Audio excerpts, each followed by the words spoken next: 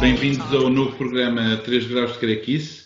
Eu sou o Pedro Moura, os dois outros participantes, como sempre, o Gabriel Martins e o André Oliveira. E é um programa, para aqueles que estão a ver pela primeira vez, é um programa em que discutimos banda desenhada e, a partir daí, questões de narrativa, escrita e os assuntos que vierem à baila nesta conversa orgânica.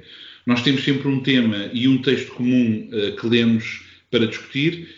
E o tema, desta vez, é sempre escolhido pelo anfitrião do programa, que hoje sou eu.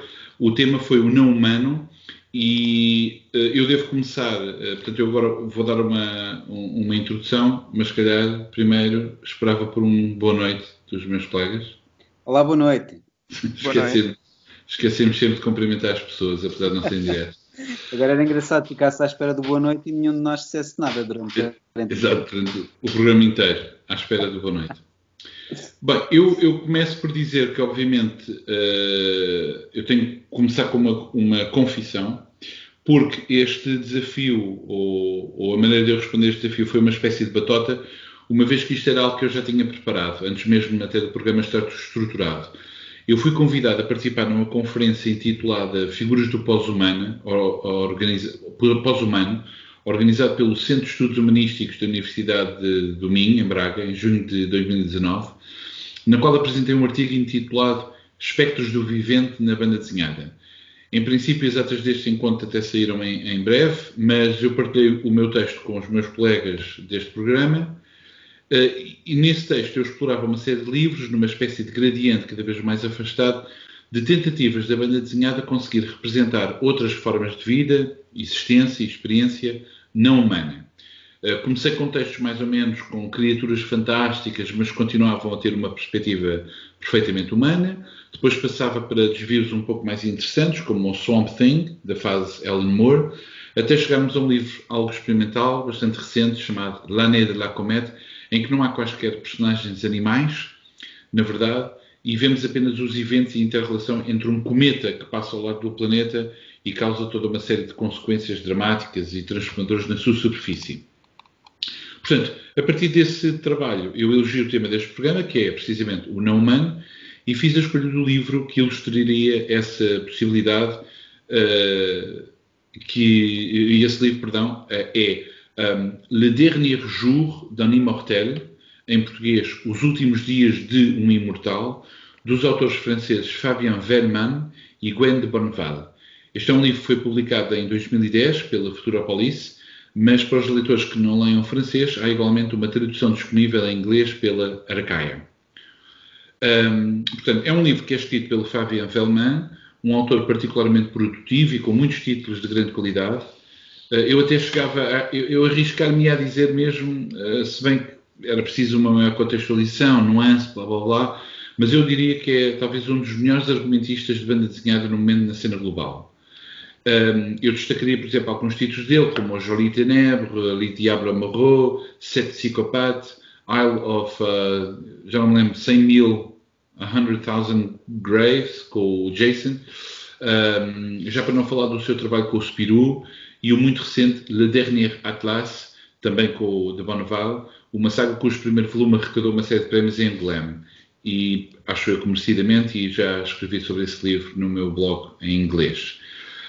Quem não conhece estes livros tem que acreditar na variedade incrível em termos de género, mistura de géneros, humor, modos de escrita e, claro, estilos de storytelling visual deste autor. Mas sempre tudo num registro de plena legibilidade. Pode-se mesmo dizer que é um autor clássico, límpido, mas cheio de ideias estimulantes, bem exploradas, conforme o objetivo de cada livro. O desenho, por sua vez, é da responsabilidade de Gwen de Bonneval, que é também um escritor, argumentista, com muitas outras séries, de que eu gosto muito, como, por exemplo, uma versão do Gilgamesh, que foi o primeiro livro que eu li dele, e outro que é o Racontar Arctique, que são pequenas histórias sobre histórias que se passam no Ártico, também muito, muito bom. E o Atlas, já falei. Bom, uma vez que este livro é preto e branco, há aqui uma série de referências interessantes, muito próximas, acho eu, de um certo momento, uma certa fase do trabalho do Osamu Tezuka, na década de 60, quando trabalhava em ficção científica. É um design assim, acho que podíamos utilizar palavras-chave tipo streamlined, retro. Lembra-me também o Alex Stott, na maneira como faz character design, tipo, muito limpinho. Mas depois, obviamente, que há uma catrafada de referências que vai buscar à história da arte, etc, etc, que não vamos ter tempo de explorar aqui. Portanto, vou fazer uma sinopse, que também espero que seja útil para quem não leu. Obviamente, há spoilers, seja lá o que aqui signifique neste momento. Mas aqui tenho que ver algumas notas, desculpem. Portanto, a história passa-se num futuro longínquo, em que os seres humanos são apenas uma espécie no meio de outras, cada qual mais fantástica que a anterior, e apesar de não ser explorado em pormenor, a escrita de Vellman, isto é uma das qualidades dele, é que ele sabe como dar-nos informações pequenas o suficientes, mas depois conseguimos com isso criar um puzzle mais significativo. E, portanto, todas essas espécies de extraterrestres estão unidas numa espécie de ONU espacial, ou como no Star Trek, não me lembro como é que se chamava. Como é que se chamava? A Federação. Eu não sou trekkie, portanto, não sei se sabes, Gabriel. Exato.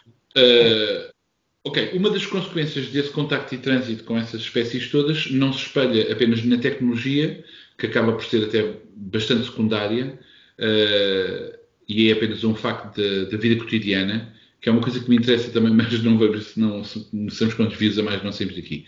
Bom, o que interessa são coisas mais profundas, como por exemplo os seres humanos escaparam da inevitabilidade da morte. Eles não morrem, porque têm uma espécie de clones que se dá o nome de ecos, e são como backups, ou seja, se uma pessoa morre, automaticamente a sua memória é recuperada nesse clone, portanto a pessoa acorda novamente, mas também pode, por exemplo, ter um clone ao mesmo tempo para fazer outra coisa.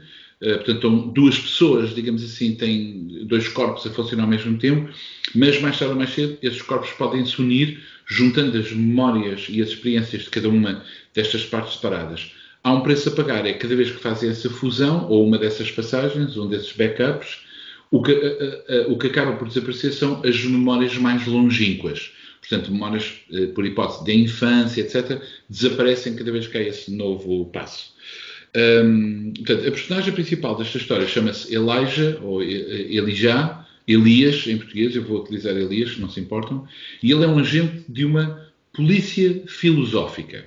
Portanto, o papel desta polícia filosófica e deste Elias é de arbitragem entre conflitos, sobretudo entre espécies alienígenas, e que implica toda uma série de inferências da parte dele sobre comunicação, cultura, fisiologia, o sensório, etc. Portanto, ele não trabalha apenas numa perícia de investigação de um caso, mas também a sua capacidade de reflexão, compreensão cognitiva, pensamento, intelectual, que define o seu trabalho policial. O caso central deste livro, portanto, o livro, na verdade, está estruturado como um caso de polícia, digamos assim, é um caso que ele tem que resolver, opõe duas espécies alienígenas que habitam o mesmo planeta. Uma chama-se Ganadans, que são humanoides, para explicar rapidamente, e uma outra espécie, não se conhece o nome próprio, mas apenas aquilo que os outros lhe chamam. Aliás, este fenómeno de haver povos que têm nomes que são dados pelos os de fora é uma coisa que acontece precisamente na cultura humana, na nossa história. Por exemplo, se vocês pensarem na palavra gregos, romanos, esquimós, coreanos, caucasianos, isto são tudo nomes que são mais ou menos mal colocados. Também não temos tempo para explorar isso. Bom, essa outra espécie é feita de ondas sonoras. A outra espécie não tem propriamente corpos, se bem que depois aparece uma extensão dessa raça sob a forma de uma serpente marinha, mas são feitos sobretudo de ondas sonoras que vivem dentro de caves. Bom, há milénios, um dos Ganadanos foi morto por uma dessas criaturas das cavernas cantantes, que é assim que eles chamam, e o papel de Elias é resolver esse conflito, ou perceber como é que isso aconteceu, antes que haja uma verdadeira guerra, e depois começa a haver muitos problemas pelo universo todo. O que é curioso é que o livro abre com um outro caso de polícia, muito curto, que é resolvido de uma maneira, entre um terráqueo e um extraterrestre, um extraterrestre, que é resolvido inteligentemente pelo Elias, um bocadinho, tipicamente como as histórias clássicas, não é? Que é para mostrar como é que ele resolve um problema e depois ficando a saber, ok, é este o método que ele vai utilizar nesse outro caso. Portanto, é uma espécie de Mizanabim do caso principal. Bom, esta é a premissa da intriga. Digamos que isto é aquilo que dá elan à história e é o conflito dito externo da história. Mas depois há uma outra dimensão mais dramática, mais pessoal, íntima, que é chamado normalmente o conflito interior, e que é o caso é que há vários amigos do Elias que desistem da sua imortalidade. Portanto, resolvem acabar com o último eco, o último corpo, e não serem reativados. Portanto, morrer de uma vez por todas. Isto depois leva, obviamente, a toda a pesquisa do livro, que é o que significa ser humano, a um nível teleológico, existencial até. As aprendizagens que o Elias faz é que há uma diferença fundamental, por exemplo, entre a cognição e a emoção, porque ele é uma pessoa algo calculista, fria, e depois aos poucos vai tentando lidar com as emoções que estas mortes lhe trazem.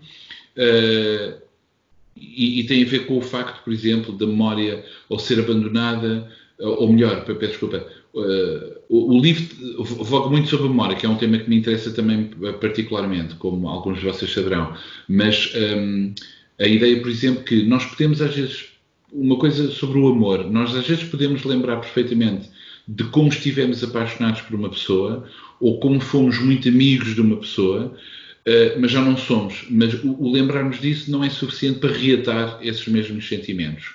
Ou, eventualmente, poderão reatar. Isso é uma coisa que está aqui no centro. Bom, portanto, o que é engraçado é que, já agora desculpem, uma coisa engraçada é que ele, de facto, é polícia, porque é um agente, mas é filosófico. Portanto, há aqui uma dimensão bastante interessante sobre a filosofia. Até a maneira de gozar com a filosofia está presente no livro. Vocês leram um livro há pouco tempo, lembram-se do gajo que está no aeroporto e que se põe a gozar com ele, diz, a filosofia é só parlar pied, é só falar, e ele diz, não, mas a filosofia, você está a confundir filosofia com retórica. A filosofia não é propriamente discutir coisas simples com palavras caras e de uma maneira complicada, mas sim de lidar com problemas bastante complexos. E às vezes, de uma forma mais ou menos simples, às vezes complicada, porque às vezes é preciso instrumentos complicados.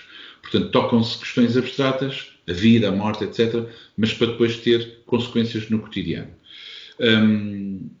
Por exemplo, uma das dimensões que estamos a aproximar-nos do centro, que é quando ele explora a cultura dos Ganedans, os tais humanoides, essa espécie usa uma espécie de teatro total, usam máscaras, papéis pré-definidos, textos que devem ler em qualquer momento, é altamente ritualizado, ainda que haja algum espaço para improviso. E quando estamos a ler isso, a pergunta inevitável que nos vem à cabeça é: qual é a diferença desta cultura extraterrestre e a nossa cultura? Também, nós não temos também uma espécie de teatro?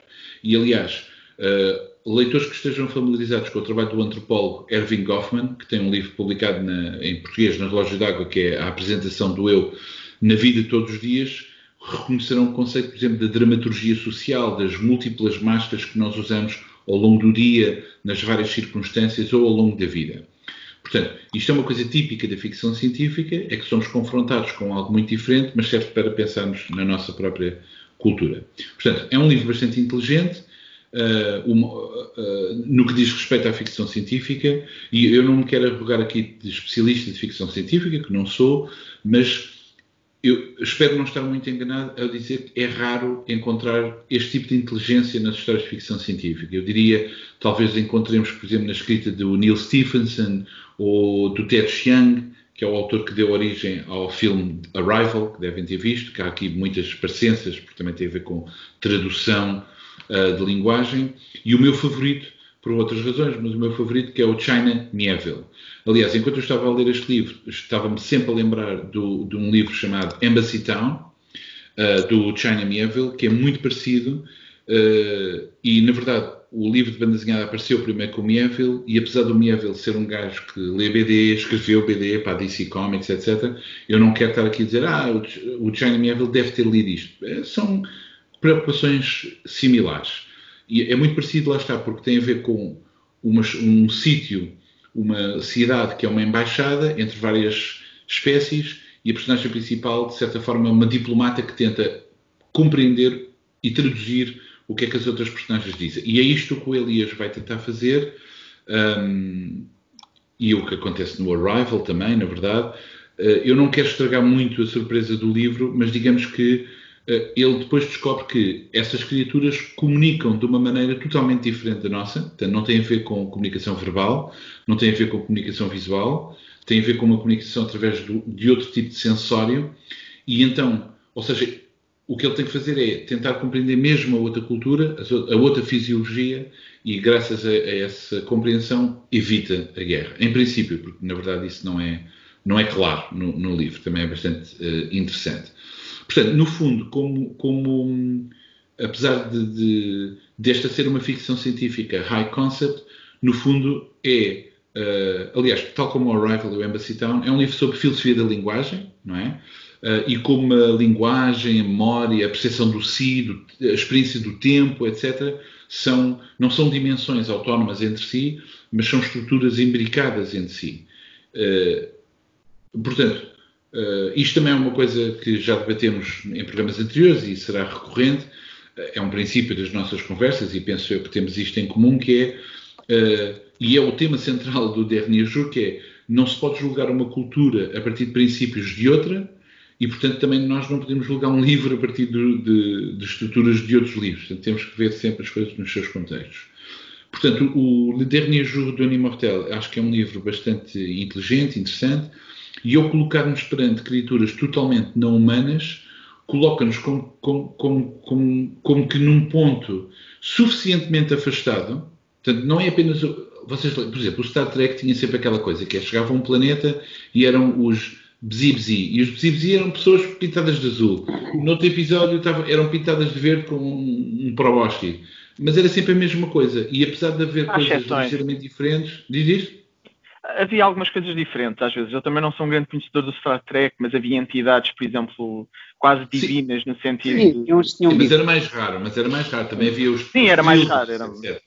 Agora, obviamente que já há uma maior sofisticação também a fazer histórias. Não estou a falar mal do Star Trek no sentido de não prestava para nada. Não, foi fascinante. Bom, mas lá está.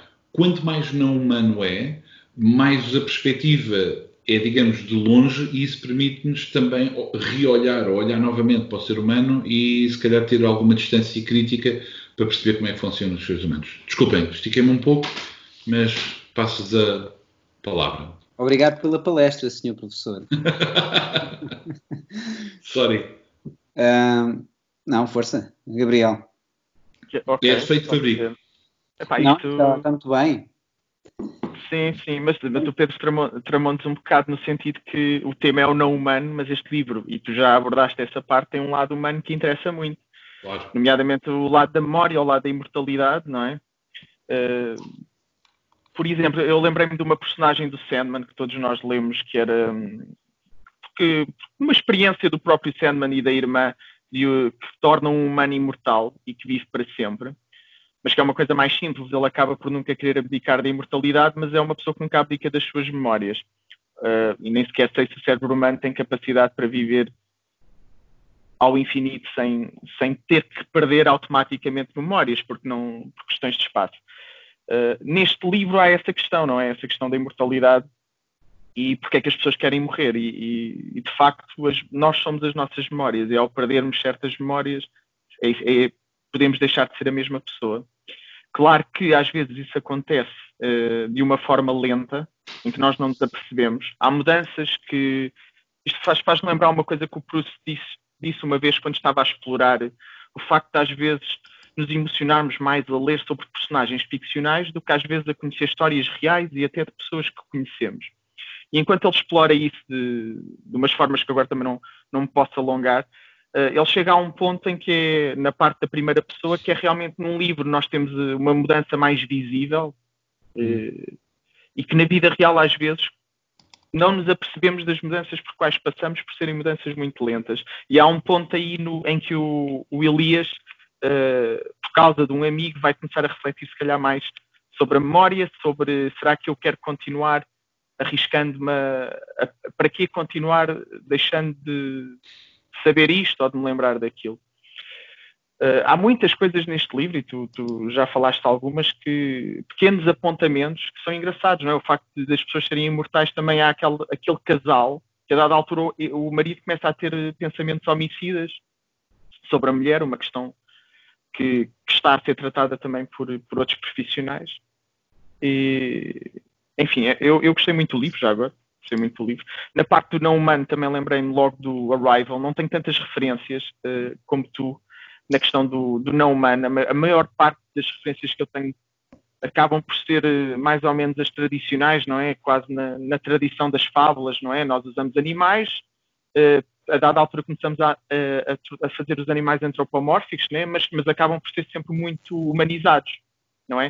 Podemos usar características dos animais nas histórias. Estou-me a lembrar de um clássico que é o mouse, não é? Toda a gente conhece o mouse e obviamente ter os judeus como ratos e ter os nazis como gatos é uma metáfora super direta, não é? Mas há a utilização de características às vezes dos animais nessas histórias, mas é sempre tudo muito próximo. Esses animais antropomórficos são muito próximos dos humanos. Deixa-me dizer uma coisa, isto é um pet peeve, obviamente, e é uma cena mesmo de professorzinho, mas eu, por acaso, eu contesto a utilização dessa expressão, porque não são animais antropomorfizados, são pessoas stereomorfizadas, ou seja, são sempre personagens humanas que têm cabeças de animais. Mesmo o Pato Donald não é um animal antropomorfizado, é o contrário, é uma pessoa que por acaso tem a forma de pato. Portanto,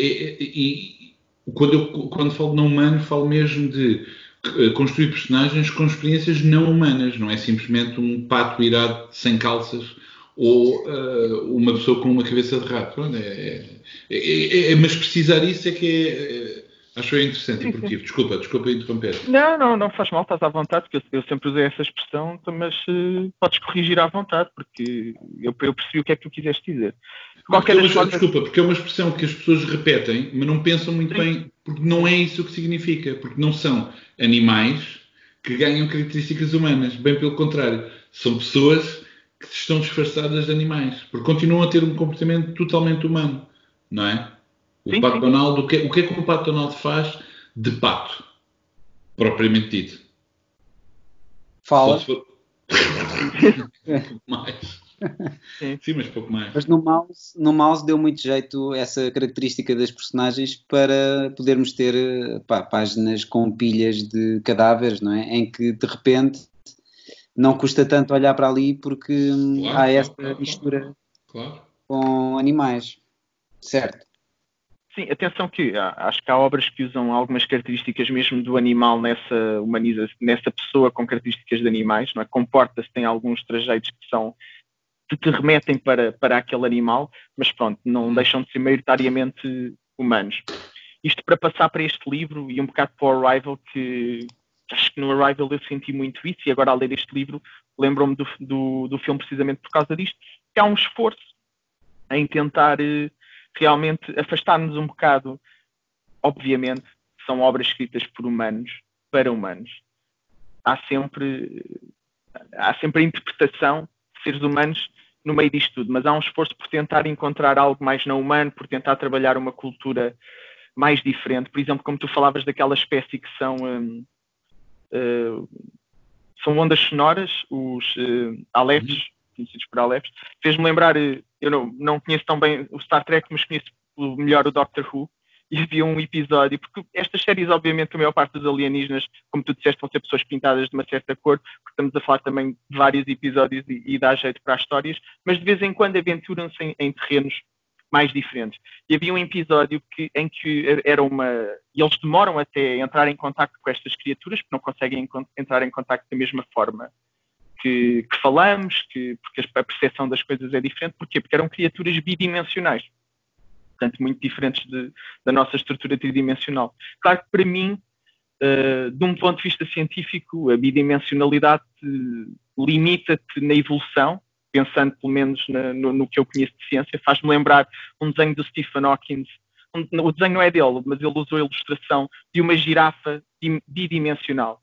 E como nós temos uma ligação da boca ao ânus, não é? Portanto, há uma linha, nós dividíamos em dois corpos. Se fôssemos bidimensionais, se tivéssemos estes órgãos, porque temos aquela linha. Portanto, nunca podíamos ser seres tão complexos. Mas estas séries exploram, obviamente, esses extraterrestres, e acontece isto neste livro, como muito diferentes nomeadamente das nossas regras. E nesse sentido eu achei interessante logo o primeiro caso, que também nos remete para a questão de, apesar de sermos imortais, de nos matarem, mas conseguirmos sobreviver porque há um outro corpo clonado, as nossas memórias estão guardadas. Claro que isso tudo pode ser destruído, mas por norma há esse backup. Mesmo assim a justiça tem que ser feita. Esta polícia filosófica existe, mas lá está, é uma polícia filosófica, não há tanto aquela ideia de carrasco. As coisas são tratadas de uma forma diferente. E é interessante ver, né, que apesar do homicídio, a pessoa, entretanto, voltou, né, o livro começa logo com ela a falar a experiência, sobre a experiência, né, não estava à espera que o meu colega me fizesse isto. Na verdade, não é? A polícia continua a investigar, porque tem que se perceber o que é que aconteceu. É um caso interessante porque mostra logo as culturas diferentes entre os seres humanos e aquela raça, aquela espécie, e pressupõe, ou pelo menos diz que tens ações de formação, não é? Quando vais trabalhar com outras culturas, faz todo sentido, são culturas muito diferentes. E depois o caso principal, que é uma abordagem muito diferente, porque a própria percepção do tempo, não é? Das leis da física é diferente. Já no Arrival também havia essa questão da percepção do tempo. No caso do Azaleth, o tempo é como se passasse mais devagar para eles, portanto nós estamos a conversar com eles hoje ou a passar-lhes uma mensagem e não sabemos quanto tempo até notarmos nas suas ações diferenças. E essa brincadeira com as regras da física e da nossa apreensão, pelo menos, do mundo, é interessante. Mas eu gostei muito do aspecto humano, e o próprio título do livro é Os Últimos Dias do Imortal, portanto tu percebes que é um dos temas principais, se não for o tema principal. Gostei muito desse lado também. Vou passar, se calhar, ao André, se calhar também já me estiquei um bocado. É um bocadinho por isto também que eu estou aqui a fazer envolvido nestas conversas, porque além de gostar muito de falar com vocês, esta foi uma referência muito, muito enriquecedora, e conheci um livro de que de outra maneira talvez fosse mais difícil ter conhecido. Eu não sou um leitor muito assíduo ou conheço assim tantas referências de ficção científica. Na realidade, o não humano não está necessariamente ligado à ficção científica, mas acaba por se cruzar muitas vezes. A banda desenhada está pejada de exemplos de personagens com características não humanas, também pelas possibilidades que a banda desenhada permite, nesse caso também literatura. E para mim o que há a dizer sobre isto é, muitas vezes as histórias de ficção científica ou as personagens não humanas acabam por abordar temas altamente humanistas e temas que estão muito mais próximas do ser humano do que necessariamente de personagens novas de outras origens. Acho que ajuda, de certa forma, nós abordarmos determinados temas ligados à sociologia, à psicologia, à filosofia, com personagens com as quais nós não nos identificamos assim tanto, e eu não sei se isto também não poderá ter a ver com o facto de nós mais depressa nos identificamos com uma personagem estilizada a nível gráfico, porque com os olhos e uma boca nós conseguimos identificar imediatamente, não é? Mas se for um desenho muito realista, e se não se parecer connosco, nós se calhar já temos uma tendência para nos afastar mais facilmente do que se for uma personagem mais próxima do ícone. E talvez muitas vezes seja mais fácil nós nos identificarmos com uma personagem não humana, porque não há assim tantas semelhanças físicas connosco, e darmos mais atenção aos temas que têm a ver com aquilo que nós temos cá dentro, e com os nossos próprios pensamentos e tudo mais.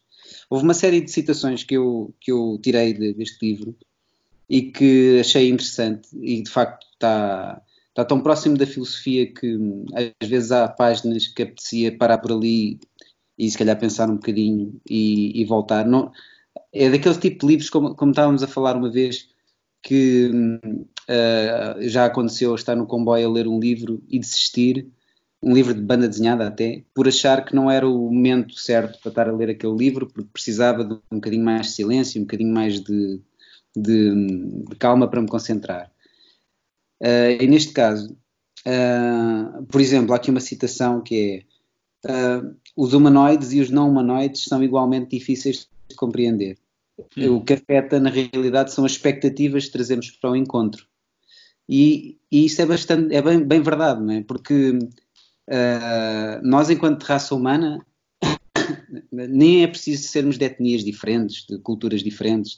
Basta estarmos só na nossa essência. Muitas vezes há montes de dificuldades de compreensão. Cada homem ou cada mulher é uma ilha e às vezes é impossível lá chegar. Portanto, nós dificilmente nos compreendemos a nós próprios. Portanto, quanto mais raças diferentes aqui, o autor aborda esses erros de compreensão, essas expectativas que existem, esses mal-entendidos, porque no fundo o livro fala de um grande mal-entendido, né, de interpretação, e também a questão da imortalidade também é uma questão que me interessa muito. E ele diz, a dada altura, nós podemos ser imortais agora, mas é sempre uma questão de tempo.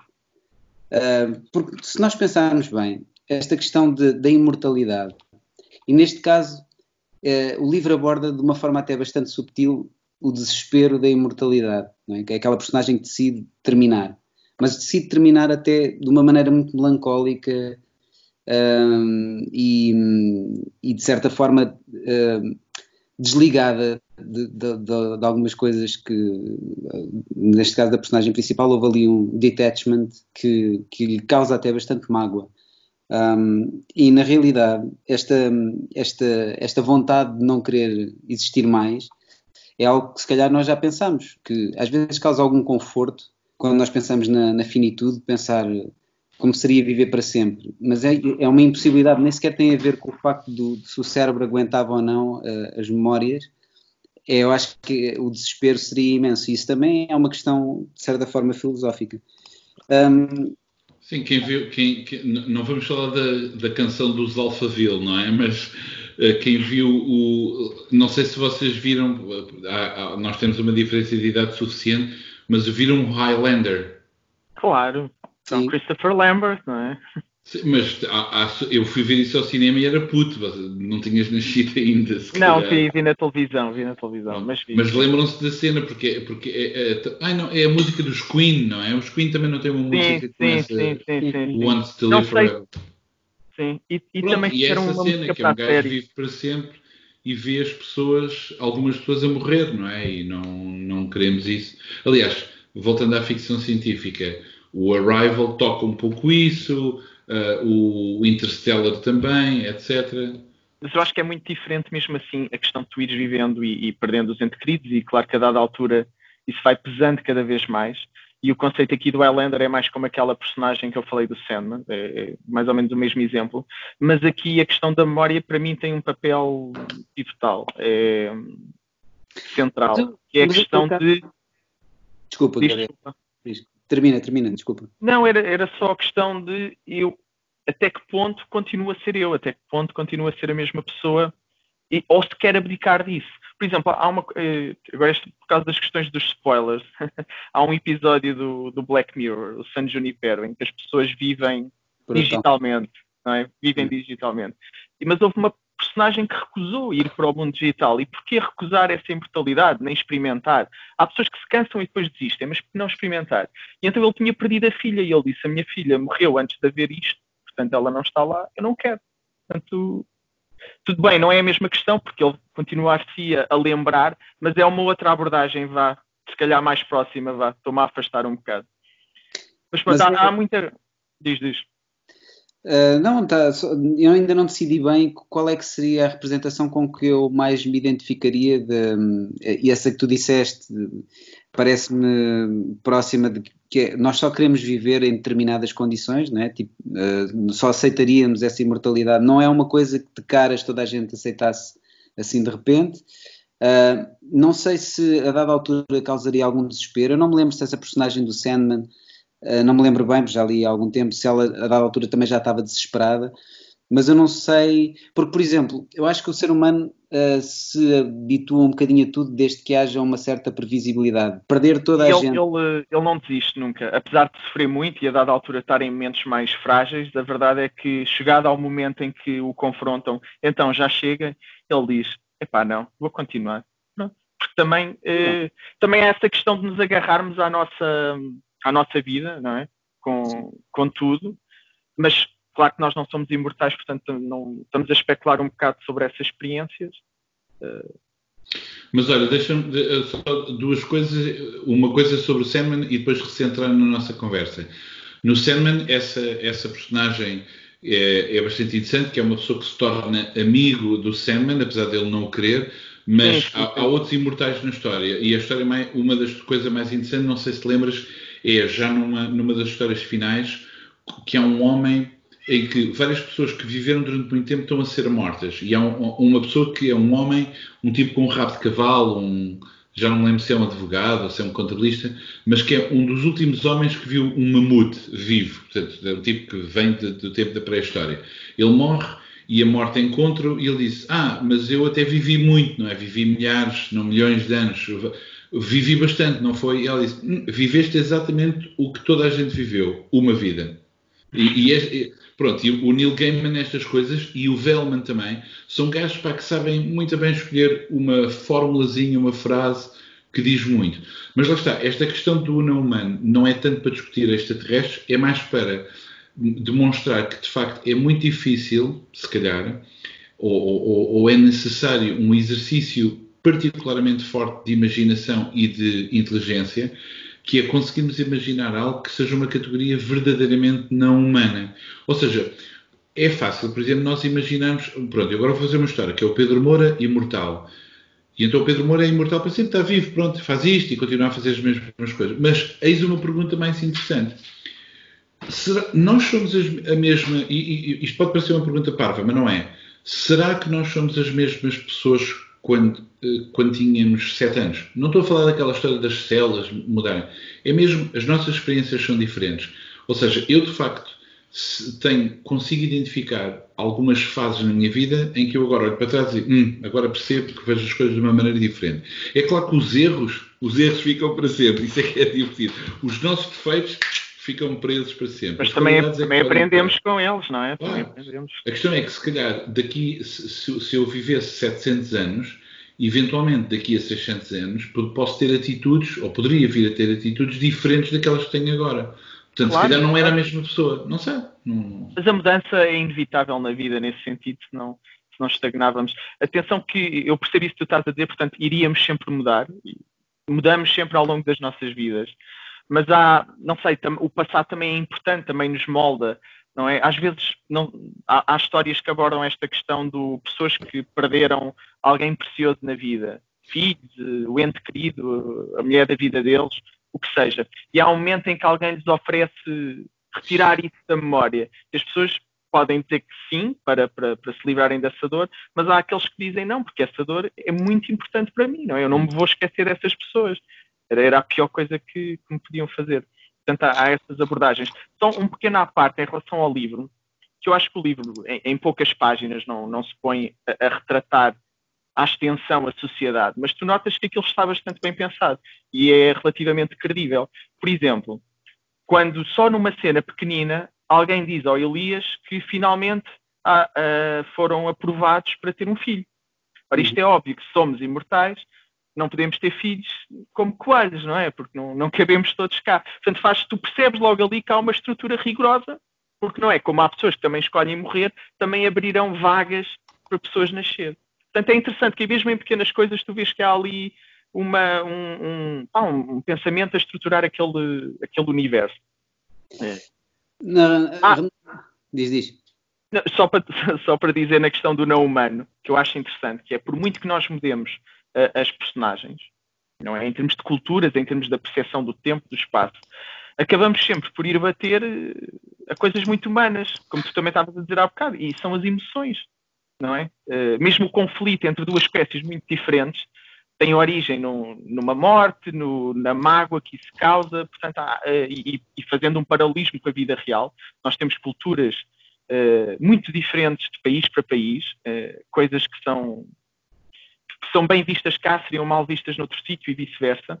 Mas, no fundo, todos sentimos inveja, todos sentimos ciúme, nisso somos realmente todos iguais, somos todos diferentes, todos iguais, lá está a frase. Portanto, acho que acabo sempre por encontrar muitos desses elementos desta história, porque também é o que nos interessa quando lemos histórias, não é? É isso que nos move. Não sei se queres contra-argumentar de alguma forma. Não.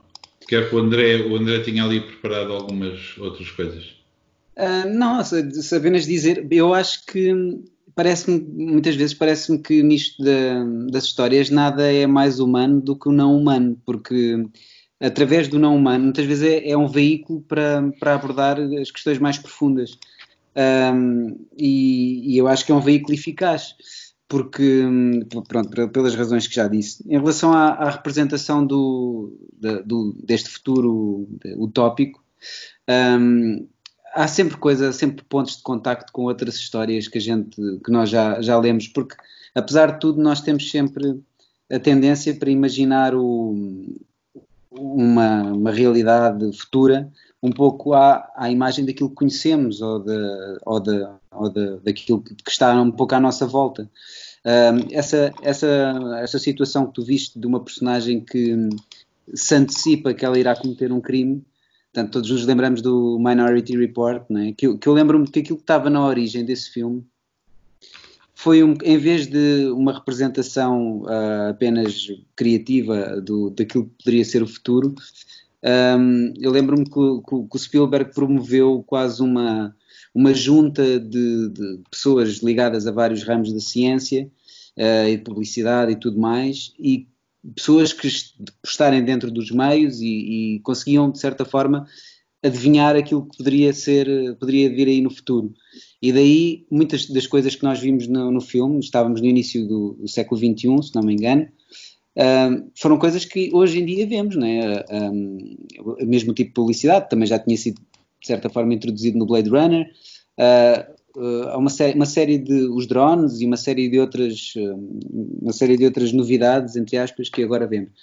Portanto, aí foi, de certa forma, parecia tangível e esclarecedor nesse aspecto. Há uma série de conceitos interessantes, mas de facto parece sempre que é muito fácil cair, não é que este livro tenha, mas parece que é sempre muito fácil cair no clichê quando representamos extraterrestres ou sociedades, porque já tanta coisa foi feita, escrita e representada, que há sempre qualquer coisa que lembra outra coisa. Mas eu continuo a achar que o mais importante, ou realmente o verdadeiro objetivo do livro, não é tanto essa parte. Isso acaba por ser sempre uma forma de embrulhar a mensagem principal. Ou as mensagens principais são mensagens que têm mais a ver connosco do que aquilo que pensamos.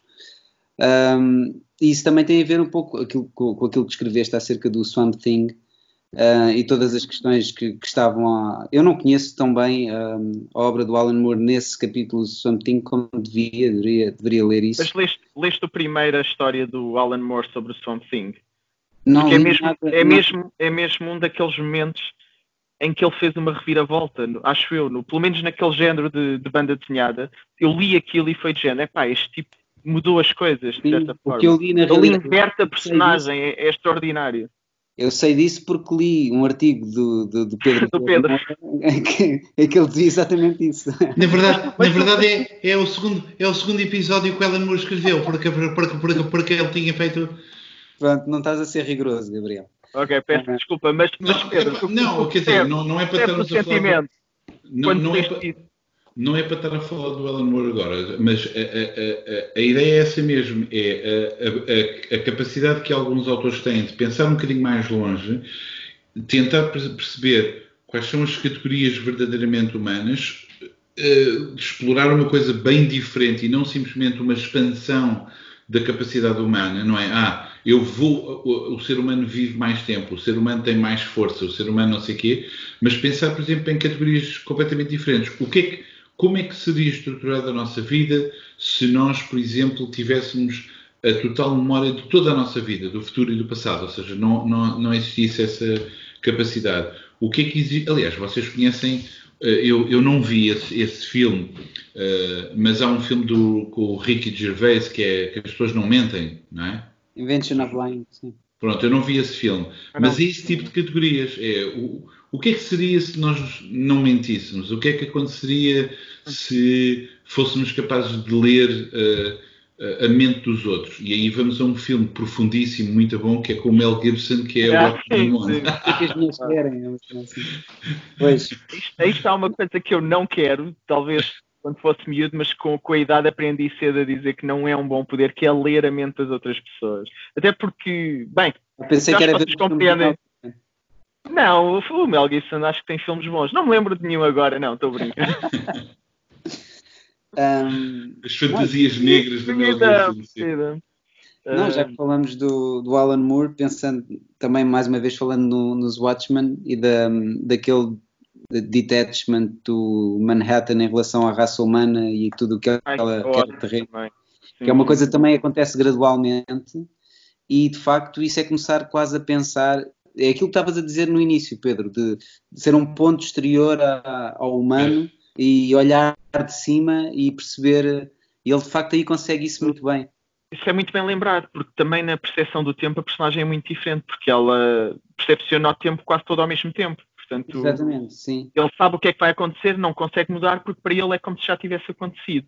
E há um detachment realmente, desculpem, o estrangeirismo, há um afastamento da espécie humana e depois dá a volta, porque ele volta a encontrar no caos que nós somos, ou na arbitrariedade, na vida, não é? Ele volta a encontrar ali interesse. Por acaso é uma personagem bem fechada. Mas no caso do Alan Moore, não querendo também falar só dele, a questão, eu lembro-me de ler aquilo do Swamp Thing e claro que o livro já tinha muitos anos, mas se realmente tu sentires que, ele conseguiu, isto vai ficar, vai perdurar. Então, foi uma grande volta à personagem, eu achei super interessante o que ele fez. A relação do tempo, há dias em que eu sinto que tenho quase toda a memória, sinto o peso da memória, e outros dias parece que fechei os olhos aos 5 anos e que acordei há bocado. E essa subjetividade do tempo é por si só... Isso chama-se filhos. É verdade. Com um gajo, tu que idade é que tem? 10? De repente já passou esse tempo todo. Mas não, já vos aconteceu isso ou não? Vocês irem dizer a idade e de repente, espera lá, é mais... Eu ano passado julgava que tinha mais um ano, que ia fazer mais um ano, e até andei doente durante um tempo, porque achava mesmo que ia fazer um ano a seguir. E foi o meu avô, que tem 95, que me disse, não, desculpa, faz as contas, tu vais fazer menos um ano. E eu, quando eu percebi que ia fazer... Ganhaste um ano de vida. Ganhei um ano de vida, parece que o Super Mario que bate no cogumelo verde, acho eu, e ganha uma vida, foi como eu me senti. Pronto, foi agradável. Mas lá está, isto do não humano é um espectro vastíssimo, não é? Mas isso, por exemplo, isso da idade e que tem a ver com isto, tem a ver com uma coisa também que é curioso, que eu muitas vezes falo, porque lá está, na minha experiência de professor, com esta idade agora, eu dou aulas a pessoas que estão na casa, em média, estão na casa dos 19, 20 e poucos. E existem experiências que eu não consigo transmitir porque, de facto, há uma diferença fundamental, acho eu, quando se tem essa idade ainda... Atenção, não estou aqui a fazer juízo de valor ou hierarquias, nada disso. É só porque as minhas preocupações já são preocupações de longo prazo, digamos assim. E eu já estou numa idade que eu posso dizer, há 25 anos que faço isto, há 20 anos que conheço isto. Enquanto quando se tem 20 anos, é tudo fresco, um gajo ainda não sabe o que é que vai acontecer amanhã, portanto as preocupações não são assim tão...